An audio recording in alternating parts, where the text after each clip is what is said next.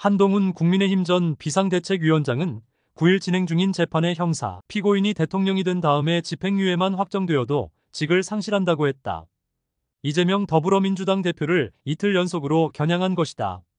한 전 위원장은 이날 페이스북에 저는 이미 진행 중인 형사재판은 형사 피고인이 대통령이 된다고 해서 중단되지 않는다고 본다고 했다.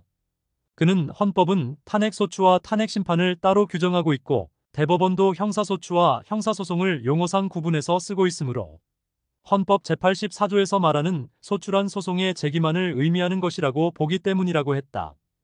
헌법 제48조는 대통령은 내란 또는 외환의 죄를 범한 경우를 제외하고는 재직 중 형사상의 소추를 받지 아니한다고 규정한다.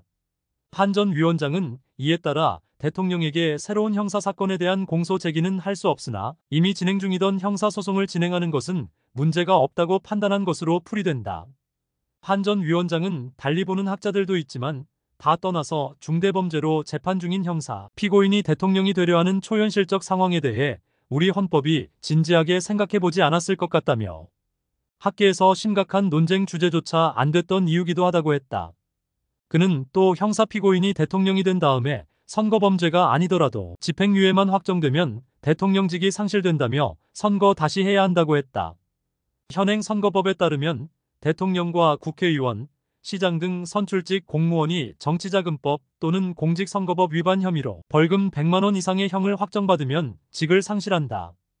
또는 금고 이상의 형을 선고받고 대법원에서 형이 확정되면 피선거권을 잃는다.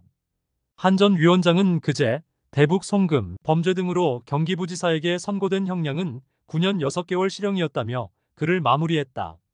한 전 위원장은 전날에도 페이스북에 자기 범죄로 재판받던 형사 피고인이 대통령이 된 경우 그 형사 재판이 중단되는 걸까요?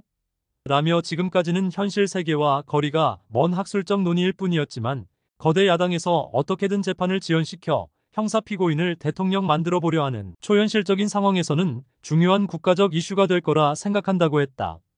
이 대표는 현재 대장동 일의 신도시백 현동 성남FC 관련 사건, 검사 사칭 관련 위증교사 사건, 공직선거법 위반 등 3개 재판을 동시에 받고 있다. 이 중 위증교사와 선거법 위반 사건은 연내 1심 판결이 나올 가능성이 있다. 검찰은 이화영 전 경기부지사의 1심 판결을 토대로 이 대표를 쌍방울의 불법 대북 송금에 대한 제3자 뇌물죄로 추가 기소할 전망이다. 이 대표는 이러한 재판 가운데 하나라도 금고 이상의 형을 선고받고 대법원에서 형이 확정되면 의원직을 잃고 대통령 선거 출마 자격도 상실한다.